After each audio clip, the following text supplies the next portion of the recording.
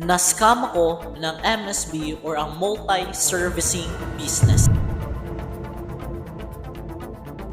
Is it really true na nakakatulong ang mga courses ni Coach Franklin Miano? Grabe ka po, Coach Frank.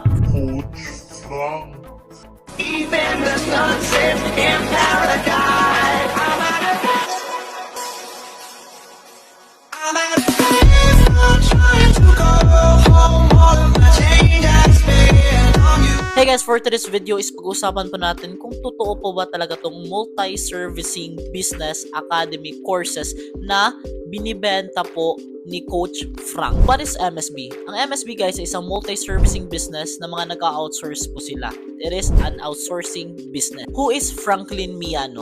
Franklin Miano po is isa young age entrepreneur na kumikita po ng 800,000 weekly po sa kanyang multi-servicing business. So ikukwento ko po sa inyo kung paano po ako na-scam ng MSB. Way back 3 years ago, isa po akong YouTube promoter at isa po akong live streamer na nagla-live sa YouTube guys, na nagpo-promote ng mga YouTubers, mga small content creator to hit their first 1,000 subscribers at ma-monetize po dito sa industriya po ng YouTube. Sa kagustuhan ko pong makahanap ng iba't ibang mga sources of income, kita ko po ang video ni Coach Franklin Miano dito po sa TikTok. While nag-scroll ako sa TikTok, sinabi niya na kaya daw kumita ng in that certain amount ng pera monthly. Sa kagustuhan ko po na makadagdag ng aking source of income, nanood ako sa kanyang video na 1-hour free tutorial na sinasabi niya po doon sa video ang mga step-by-step guide kung paano po ba mag-outsource or gamitin ang kanyang model, which is the MSB or the outsourcing business. Pinanood ko po yung isang 1 hour na video na yun. Grabe. Opo, pinanood ko talaga yun ng isang upuan lamang. After ko pong manood nun, 50% pumasok sa utak ko, 50% wala akong idea nun. And guys, sa out of curiosity ko, ni-DM ko po si Coach Franklin Miano. Nag-reply po siya at muntik na po akong ma-scam. Akala ko po si Coach Frank yung kausap ko, pero hindi pala. Isa palang poser na nagpapanggap na siya si Coach Frank. Oh my God! Nung magsasana sana ako ng pera para mag-paid sa kanyang courses, kasi sa kagustuhan ko pong mas malaman pa kung ano po ba ang style pa ng model ang business na pinopromote ni Coach Frank, nag-earn ng sobrang laking pera. Nung magbabayad na sana ako, parang iba yung atake ng poser niya.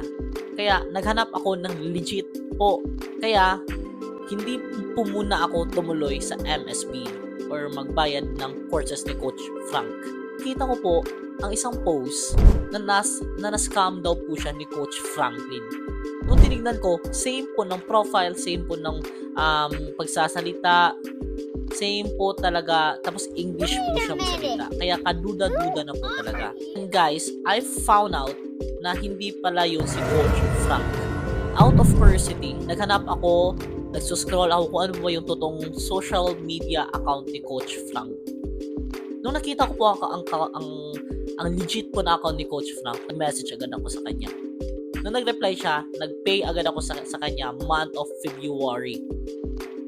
Noong February guys, di ko alam kung saan ba tutungo tong business na to. Or kung pasok po ba ako sa business na to. Nag-take ako ng risk sa pera ko.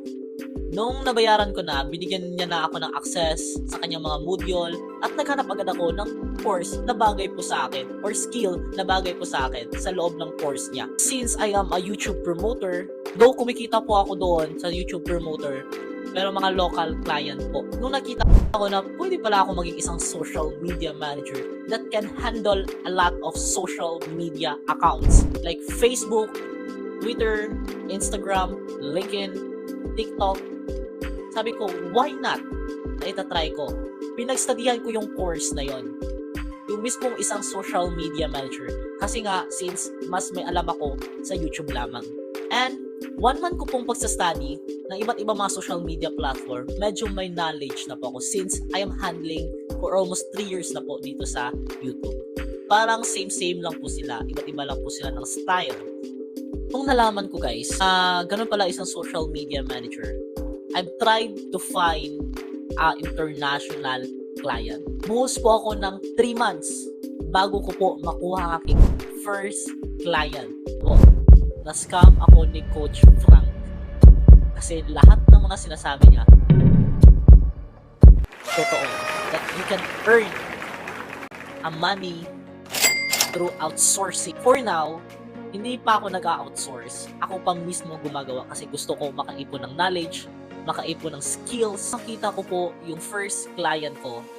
Since alam ko na kasi mag-negotiate ng isang client, since I've been there for almost 3 years sa pag-YouTube, medyo hindi na po mahirap sa akin. Bit nahihirapan na ako guys sa paghahanap ng international client kasi wala akong idea kung saan ko sila hanapin.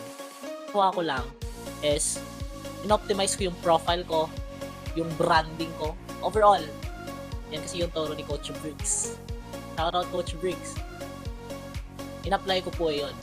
Nung na-apply ko na po siya overall, nagulat na lang ako guys na yung mismong client na po, international client na po ang nag-message sa akin. Ganun pala ka-powerful ang profile optimization.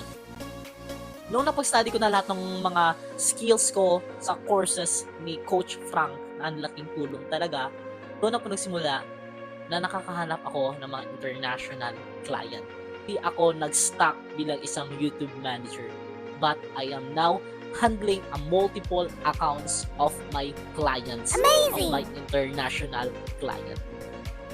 Legit na legit talaga. And I'm so happy na nabuo po ang ganitong organization, ganitong model of business. Kaya Coach Frank, salute po ako sa inyo. Thank you din po pala sa mga taong nakapaligid sa akin. Mga classmate ko sa MSB, sa multi-servicing business, na nagpatatag talaga at nagbigay talaga sila sa akin ng motivation, inspiration. If gusto mo ng ganitong business model, i-message mo ako and I will help you. At kung meron ka mga social media accounts na gusto mo mag-boom dito, just message me directly and I will help you. Nalagay ko po ang aking Facebook sa descriptions.